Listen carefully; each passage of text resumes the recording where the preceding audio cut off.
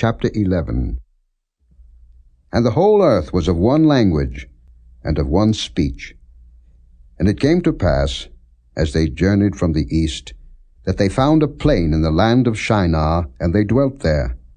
And they said one to another, Go to, let us make brick, and burn them throughly. And they had brick for stone, and slime had they for mortar.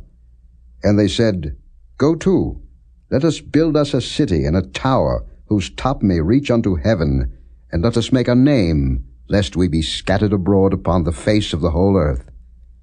And the Lord came down to see the city and the tower, which the children of men builded. And the Lord said, Behold, the people is one, and they have all one language, and this they begin to do. And now nothing will be restrained from them, which they have imagined to do. Go to, let us go down, and there confound their language, that they may not understand one another's speech. So the Lord scattered them abroad from thence upon the face of all the earth, and they left off to build the city.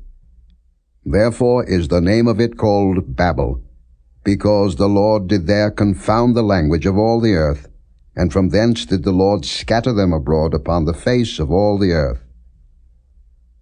These are the generations of Shem. Shem was 100 years old, and begat Arphaxad 2 years after the flood.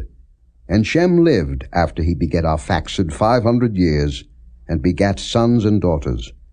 And Arphaxad lived 35 years, and begat Salah. And Arphaxad lived after he begat Salah 403 years, and begat sons and daughters. And Salah lived 30 years, and begat Eber. And Salah lived after he begat Eber 403 years, and begat sons and daughters. And Eber lived 34 years, and begat Peleg. And Eber lived after he begat Peleg 430 years, and begat sons and daughters. And Peleg lived 30 years, and begat Reu. And Peleg lived after he begat Reu 209 years, and begat sons and daughters. And Reu lived 32 years, and begat Serug. And Reu lived after he begat Serug 207 years, and begat sons and daughters. And Serug lived 30 years, and begat Nahor. And Serug lived after he begat Nahor 200 years, and begat sons and daughters. And Nahor lived 29 years, and begat Terah. And Nahor lived after he begat Terah 119 years, and begat sons and daughters. And Terah lived 70 years, and begat Abram, Nahor, and Haran. Now these are the generations of Terah. Terah begat Abram, Nahor, and Haran begat Lot. And Haran died before his father Terah in the land of his nativity, in Ur of the Chaldees. And Abram and Nahor took them wives. The name of Abram's wife was Sarai, and the name of Nahor's wife Milcah, the daughter of Haran, the father of Milcah, and the father of Iscah. But Sarai was barren. She had no child. And Terah took Abram his son, and Lot the son of Haran his son's son, and Sarai his daughter-in-law, his son Abram's wife, and they went forth with them from Ur of the Chaldees, to go into the land of Canaan. And they came unto Haran, and dwelt there. And the days of Terah were 205 years, and Terah died in Haran. Chapter 12. Now the Lord had said unto Abram, Get thee out of thy country, and from thy kindred, and from thy father's house, unto a land that I will show thee. And I will make of thee a great nation, and I will bless thee, and make thy name great, and thou shalt be a blessing. And I will bless them that bless thee, and curse him that curseth thee. And in thee shall all families of the earth be blessed. So Abram departed, as the Lord had spoken unto him, and Lot went with him. And Abram was 75 years old when he departed out of Haran. And Abram took Sarai his wife, and Lot his brother's son, and all their substance that they had gathered, and the souls that they had gotten in Haran, And they went forth to go into the land of Canaan, and into the land of Canaan they came. And Abram passed through the land into the place of Sichem, unto the plain of Moreh, and the Canaanite was then in the land. And the Lord appeared unto Abram, and said, Unto thy seed will I give this land. And there builded he an altar unto the Lord, who appeared unto him. And he removed from thence unto a mountain on the east of Bethel, and pitched his tent, having Bethel on the west, and Hai on the east. And there he builded an altar unto the Lord, and called upon the name of the Lord. And Abram journeyed, going on still toward the south. And there was a famine in the land, and Abram went down into Egypt to sojourn there, for the famine was grievous in the land. And it came to pass, when he was come near to enter into Egypt, that he said unto Sarai his wife, Behold now, I know that thou art a fair woman to look upon. Therefore it shall come to pass, when the Egyptians shall see thee, that they shall say, This is his wife. And they will kill me, but they will save thee alive. Say, I pray thee, Thou art my sister, that it may be well with me for thy sake, and my soul shall live because of thee. And it came to pass, that when Abram was come into Egypt, the Egyptians beheld the woman, that she was very fair. The princes also of Pharaoh saw her, and commended her before Pharaoh. And the woman was taken into Pharaoh's house. And he entreated Abram well for her sake.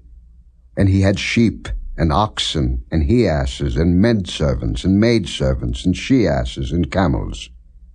And the Lord plagued Pharaoh and his house with great plagues, because of Sarai, Abram's wife. And Pharaoh called Abram, and said, What is this that thou hast done unto me? Why didst thou not tell me that she was thy wife? Why saidst thou, She is my sister, so I might have taken her to me to wife? Now therefore, behold thy wife, take her, and go thy way.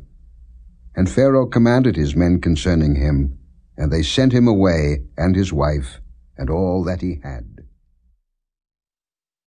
Chapter 13. And Abram went up out of Egypt, he and his wife, and all that he had, and Lot with him, into the south. And Abram was very rich in cattle, in silver and in gold. And he went on his journeys from the south even to Bethel, unto the place where his tent had been at the beginning, between Bethel and Hai, unto the place of the altar, which he had made there at the first, and there Abram called on the name of the Lord. And Lot also, which went with Abram, had flocks, and herds, and tents. And the land was not able to bear them, that they might dwell together, for their substance was great, so that they could not dwell together. And there was a strife between the herdmen of Abram's cattle and the herdmen of Lot's cattle, and the Canaanite and the Perizzite dwelled then in the land. And Abram said unto Lot, Let there be no strife, I pray thee, between me and thee, and between my herdmen and thy herdmen, for we be brethren. Is not the whole land before thee? Separate thyself, I pray thee, from me. If thou wilt take the left hand, then I will go to the right. Or if thou depart to the right hand, then I will go to the left.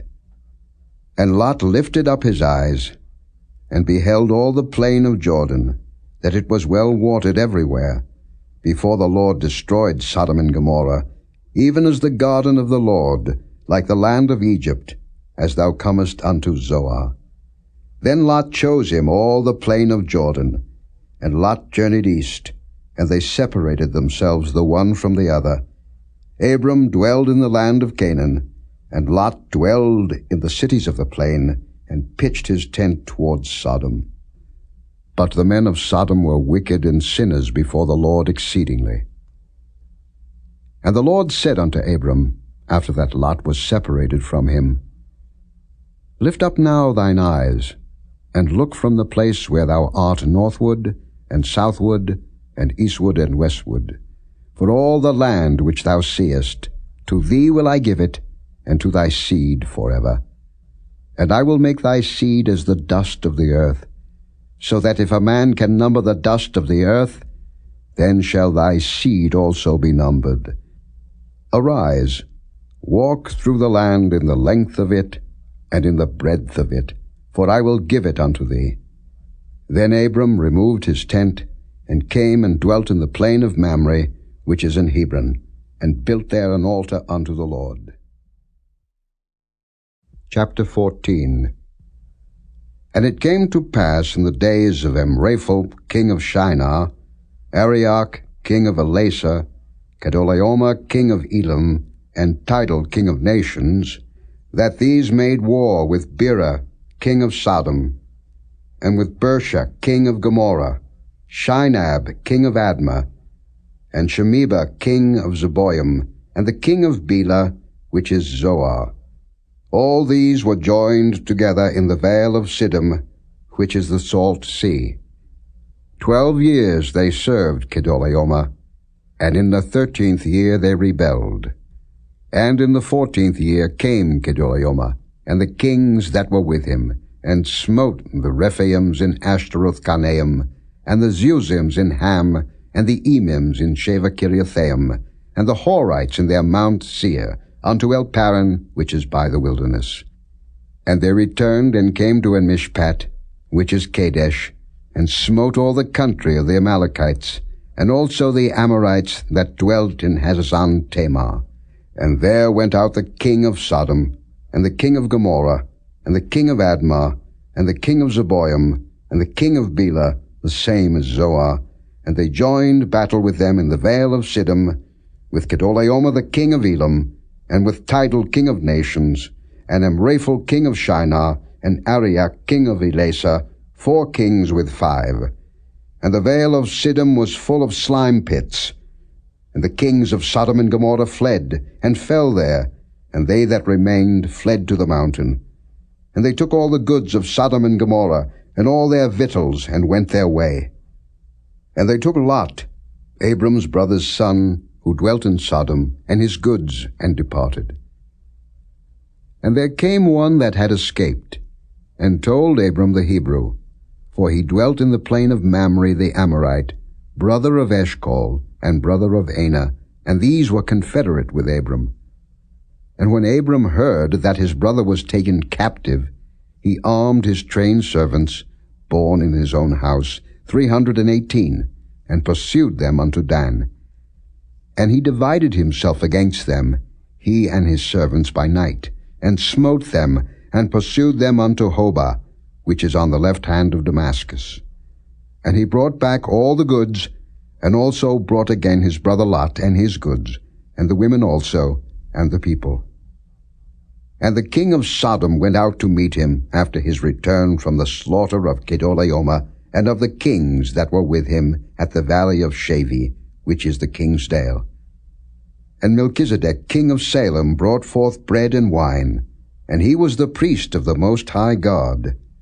And he blessed him and said, Blessed be Abram of the Most High God, possessor of heaven and earth, and blessed be the Most High God, which hath delivered thine enemies into thy hand. And he gave him tithes of all. And the king of Sodom said unto Abram, Give me the persons, and take the goods to thyself. And Abram said to the king of Sodom, I have lifted up mine hand unto the Lord, the Most High God, the possessor of heaven and earth, that I will not take from a thread even to a shoe latchet, and that I will not take anything that is thine, lest thou shouldest say, I have made Abram rich. Save only that which the young men have eaten, and the portion of the men which went with me, Anah, Eshcol, and Mamre. Let them take their portion. Chapter 15. After these things the word of the Lord came unto Abram in a vision, saying, Fear not, Abram, I am thy shield, and thy exceeding great reward. And Abram said, Lord God, what wilt thou give me, seeing I go childless, and the steward of my house is this Eliezer of Damascus? And Abram said, Behold, To me thou hast given no seed, and lo, one born in my house is mine heir. And behold, the word of the Lord came unto him, saying, This shall not be thine heir, but he that shall come forth out of thine own bowels shall be thine heir. And he brought him forth abroad, and said, Look now toward heaven, and tell the stars, if thou be able to number them. And he said unto him, So shall thy seed be. And he believed in the Lord, and he counted it to him for righteousness. And he said unto him, I am the Lord that brought thee out of Ur of the Chaldees, to give thee this land to inherit it. And he said, Lord God, whereby shall I know that I shall inherit it? And he said unto him, Take me an heifer of 3 years old, and a she-goat of 3 years old, and a ram of 3 years old, and a turtle-dove, and a young pigeon. And he took unto him all these, and divided them in the midst, and laid each piece one against another, but the birds divided he not. And when the fowls came down upon the carcasses, Abram drove them away. And when the sun was going down, a deep sleep fell upon Abram, and lo, an horror of great darkness fell upon him. And he said unto Abram, Know of a surety that thy seed shall be a stranger in a land that is not theirs, and shall serve them, and they shall afflict them 400 years. And also that nation whom they shall serve will I judge, and afterward shall they come out with great substance. And thou shalt go to thy fathers in peace. Thou shalt be buried in a good old age. But in the 4th generation they shall come hither again, for the iniquity of the Amorites is not yet full. And it came to pass that, when the sun went down, and it was dark, behold, a smoking furnace, and a burning lamp that passed between those pieces. In the same day the Lord made a covenant with Abram, saying, Unto thy seed have I given this land, from the river of Egypt unto the great river, the river Euphrates. The Kenites, and the Kenizzites, and the Cadmonites, and the Hittites, and the Perizzites, and the Rephaims, and the Amorites, and the Canaanites, and the Girgashites, and the Jebusites. Chapter 16. Now Sarai, Abram's wife, bare him no children, and she had an handmaid, an Egyptian, whose name was Hagar. And Sarai said unto Abram, Behold now, the Lord hath restrained me from bearing. I pray thee, go in unto my maid. It may be that I may obtain children by her. And Abram hearkened to the voice of Sarai. And Sarai, Abram's wife, took Hagar, her maid the Egyptian, after Abram had dwelt 10 years in the land of Canaan, and gave her to her husband Abram to be his wife. And he went in unto Hagar, and she conceived. And when she saw that she had conceived, her mistress was despised in her eyes. And Sarai said unto Abram, My wrong be upon thee. I have given my maid into thy bosom. And when she saw that she had conceived, I was despised in her eyes. The Lord judge between me and thee.